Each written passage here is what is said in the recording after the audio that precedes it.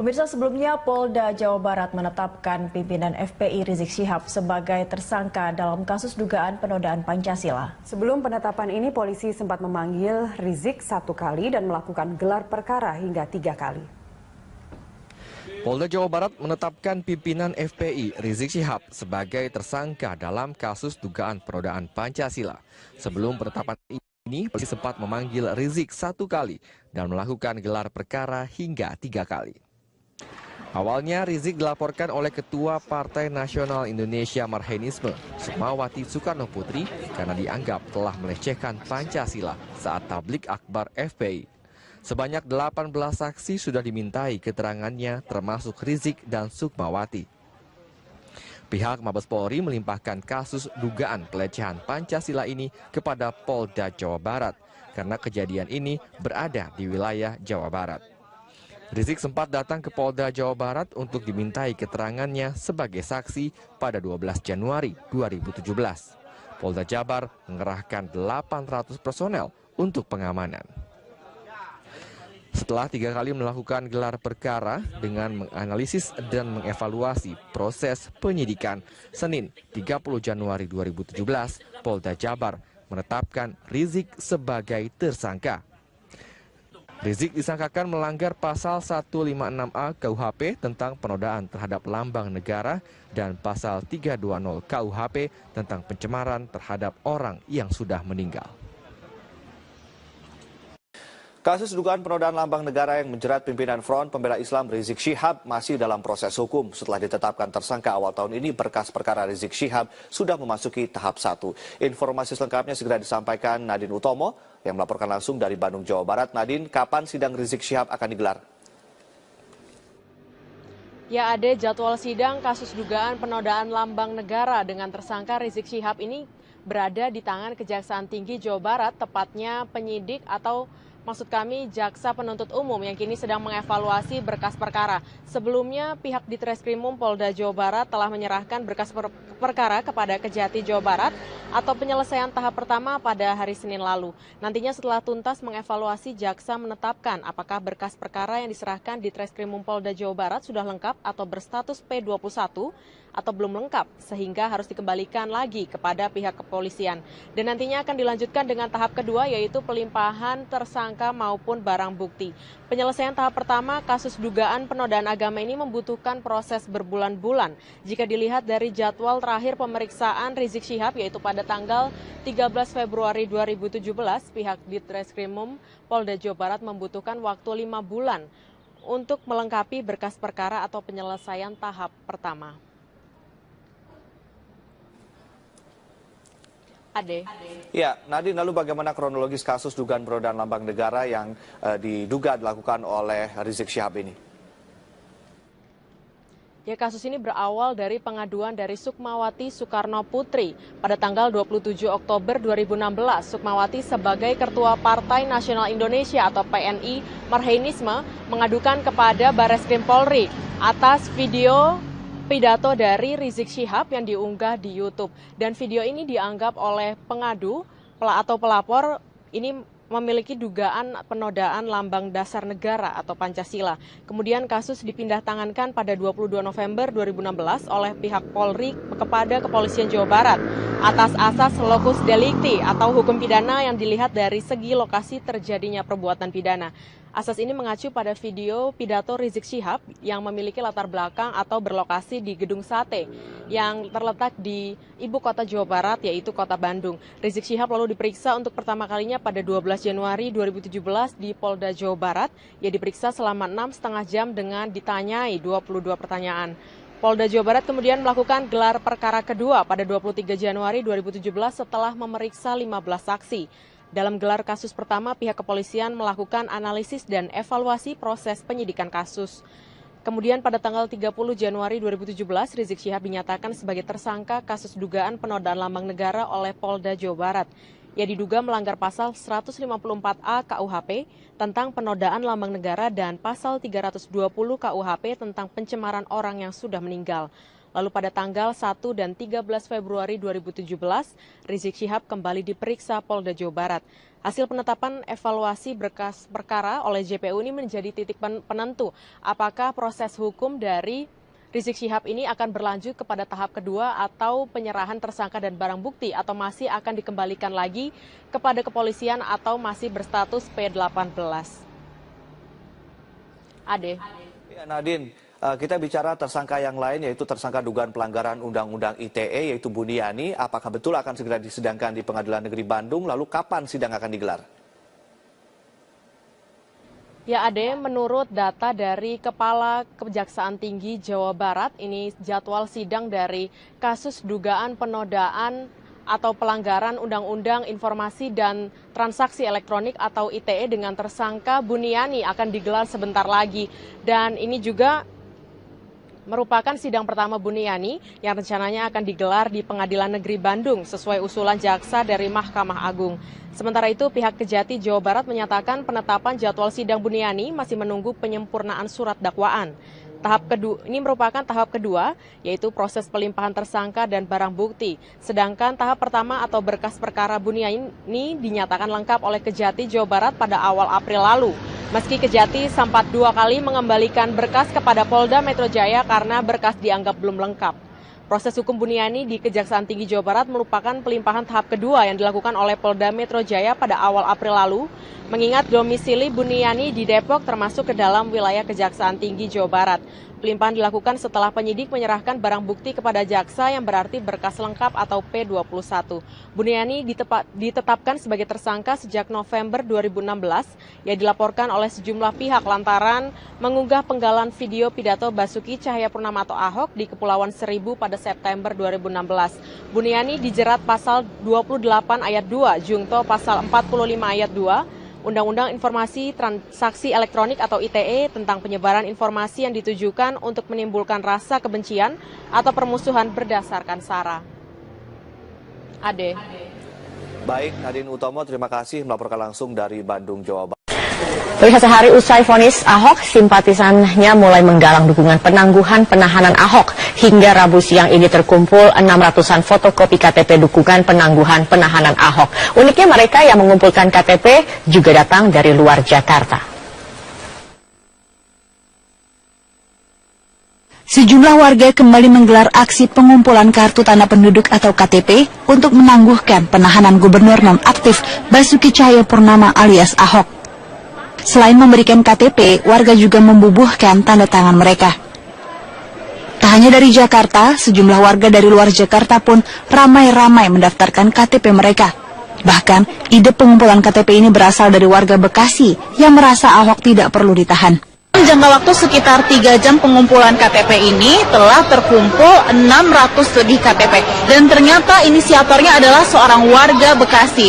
Nah, kita langsung menjumpai Ibu dengan Ibu siapa? Susi Rizky. Ibu Susi Rizky ini yang menjadi otaknya, idenya ini dari Ibu. Ini kenapa, Bu? Ibu kan bukan warga Jakarta. Kita nggak rela aja gitu ya. Kenapa Pak Ahok, gubernur yang bekerja, idaman semua warga daerah lah, Pak Gubernur Jakarta yang ini, kok diperlakukan seperti ini gitu loh. Dia bukan kriminal, dia bukan pencuri, dia gubernur yang jujur, yang bekerja, datang pagi pulang malam gitu ya. Kok diperlakukan seperti penjahat. Jadi saya bersama teman-teman di grup WhatsApp berinisiatif untuk mengumpulkan teman-teman yang bersedia menjadi penjamin supaya Pak Ahok bisa ditangguhkan penahanannya gitu. Aksi ini digelar karena para relawan merasa Ahok diperlakukan secara tidak adil. Apalagi selama ini Ahok dinilai cukup kooperatif memberikan keterangan terkait kasusnya. Insya Allah sih, soalnya selama 21 kali persidangan kan Pak Ahok kooperatif banget kan. Jadi belum waktunya ini aja beliau udah datang di pengadilan. Selain itu, sejumlah warga yang datang ke Balai Kota hari ini pun ramai-ramai memberikan dukungannya untuk Ahok. Saya rasa ini kayak buat Pak Ahok nggak adil sih, ini udah kayak menurut saya kayak kemarin dia kalah aja itu menurut saya udah cukup. Cuma kalau ini udah kayak kehidupan pribadi juga diusik, jadi ini udah nggak adil sebenarnya. Ini mencerminkan bahwa banyak warga yang memang masih menaruh kepercayaan dan kecintaan yang luar biasa kepada pemimpin Pak Basuki maupun juga Pak Jarot. karena keduanya merupakan simbol kejujuran dan keadilan buat bangsa ini. Gitu ya. Jadi dan saya percaya penuh pada keduanya juga. Kami ingin menyampaikan bahwa Pak Ahok tuh nggak sendirian. Walaupun dia diterjang berbagai cobaan, tanda kutip dizolimi, tapi kami tetap bersama dia. Nantinya, KTP yang sudah terkumpul diserahkan kepada kuasa hukum Ahok untuk melengkapi permohonan penangguhan yang sudah ada. Warga juga berharap permohonan ini bisa dikabulkan oleh Pengadilan Tinggi Jakarta. Dari Jakarta, Nadia Atmaji, Levi Wardana, Metro TV. Adalah Jarod Saiful Hidayat yang awalnya menyatakan siap menjamin Ahok agar Ahok dapat menjadi tahanan luar atau tahanan kota. Kita saksikan kembali pernyataan Jarod Saiful Hidayat, partner kerja Ahok yang kini menjadi PLT Gubernur DKI Jakarta menggantikan Ahok. Mengajukan jaminan untuk penahanan, ya, untuk jaminan pada Pak Ahok, ya, supaya bisa diberikan penahanan di luar, bisa dalam bentuk penahanan kota, ya, karena saya memandang bahwa Pak Ahok sangat kooperatif, tidak menghilangkan barang bukti. Tetap kuat. Ahok dipindah ke Makobrimob Kelapa II di Depok, Jawa Barat sejak semalam. Menteri Hukum dan HAM Yasona Lauli menjelaskan pemindahan Basuki Cahayapurnama ke rumah tahanan Makobrimob ini adalah dengan mempertimbangkan masalah keamanan.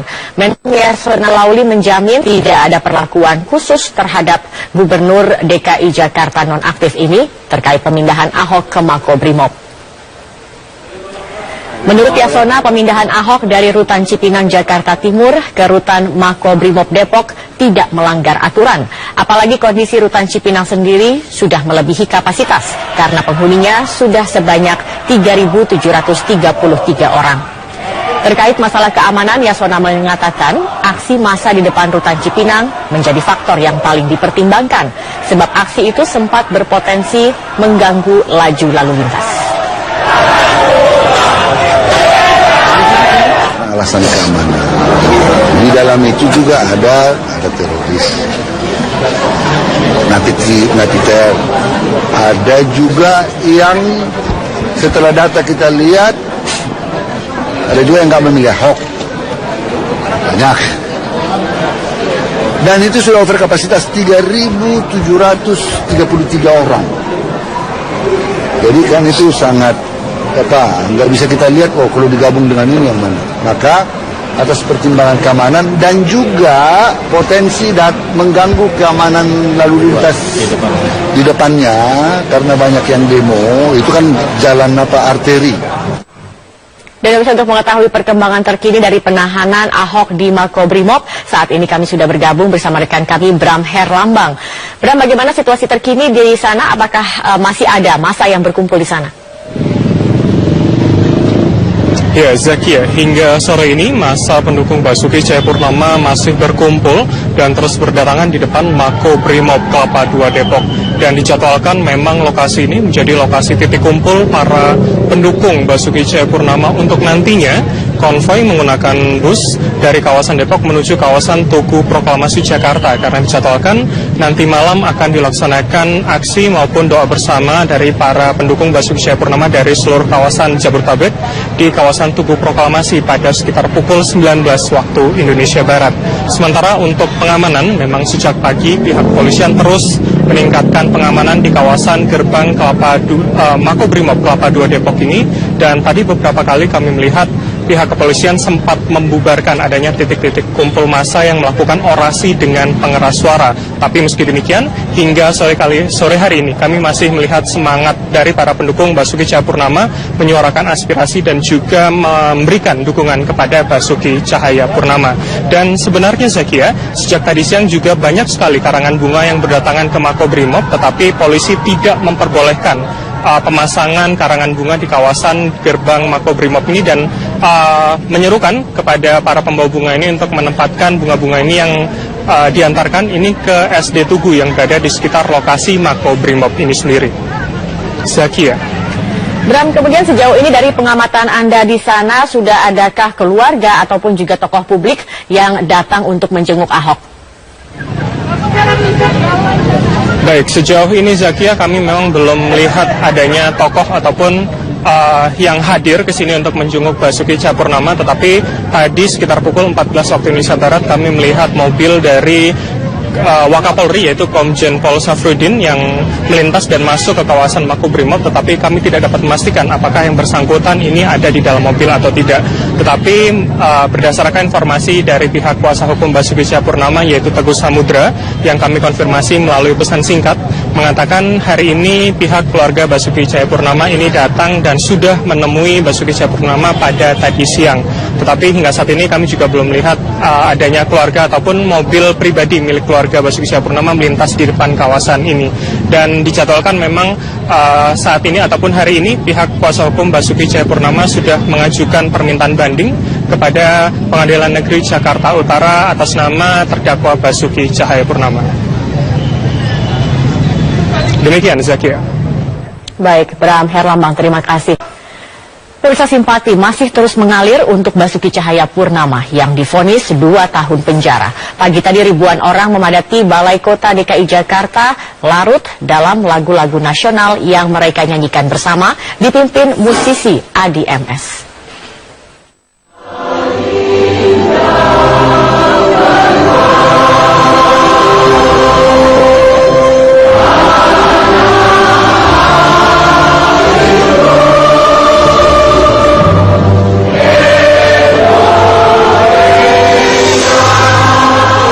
Ribuan warga dari berbagai daerah memenuhi Balai Kota Rabu pagi. Mereka menyanyikan lagu nasional dan lagu perjuangan yang dipimpin Adi MS. PLT Gubernur DKI Jakarta Jarod Saiful Hidayat pun ikut hadir bernyanyi bersama warga. Digelarnya konser kecil paduan suara ini sebagai bentuk dukungan pada Basuki Cahayapurnama atau Ahok, serta dukungan untuk mempertahankan dan menjaga negara kesatuan Republik Indonesia. Dengan aksi seperti ini, Adi MS ingin mengajak seluruh masyarakat Indonesia untuk kembali bersatu dalam harmoni sebagai bangsa Indonesia yang saling menghargai dalam keberagaman, sesuai dengan semboyan Bhinneka Tunggal Ika. Ya, melalui musik lah saya ajak teman-teman yang mau menyuarakan melalui musik berbuat sesuatu dengan damai, dengan harmoni, dengan keindahan, menyuarakan satu kemauan, keinginan, kerinduan gitu, itu aja. Warga pun mengapresiasi aksi dukungan ini. Ini mencerminkan bahwa banyak warga yang memang masih menaruh kepercayaan dan kecintaan yang luar biasa kepada pemimpin Pak Basuki maupun juga Pak Jarod. Ya, tentu dengan ikut aksi ini kami ingin menyampaikan bahwa Pak Ahok tuh nggak sendirian. Walaupun dia diterjang berbagai cobaan, tanda kutip dizolimi, tapi kami tetap bersama dia. Adanya aksi seperti ini diharapkan seluruh warga Indonesia kembali bersatu dan keutuhan NKRI tetap terjaga. Pemerintah Provinsi DKI Jakarta pun berjanji akan terus menjalankan roda pemerintahan dengan maksimal. Dari Jakarta, Nadia Atmaji, Levi Wardana, Metro TV. Gubernur nonaktif DKI Jakarta Basuki Cahayapurnama telah dipindahkan dari Rutan Cipinang ke Makobrimob Kelapa II Depok. Dukungan dari simpatisan pun terus mengalir ke Makobrimob. Sejak Rabu pagi, Makobrimob Kelapa II Depok, Jawa Barat sudah mulai ramai oleh karangan bunga yang dikirimkan simpatisan Ahok. Namun pihak petugas mengimbau agar karangan bunga dipindahkan ke SD Tugu yang berlokasi tidak jauh dari Makobrimob. Pemindahan karangan bunga dilakukan demi menjaga ketertiban di depan kawasan dan tidak mengganggu arus lalu lintas yang disebabkan oleh pengendara yang melihat-lihat situasi di depan Makobrimob. Menjelang siang, para simpatisan Ahok yang berasal dari Jakarta maupun dari luar Jakarta mulai berdatangan untuk memberikan dukungan kepada Ahok. Meski tidak diizinkan untuk masuk ke dalam rutan dan bertemu Ahok, mereka tetap menyuarakan doa-doa dan dukungan untuk Ahok.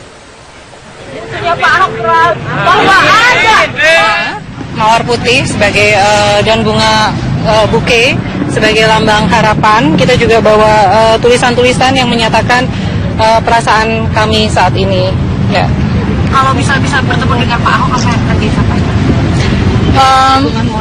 Dukungan moral terutama, ya. Dan supaya doa juga supaya beliau lebih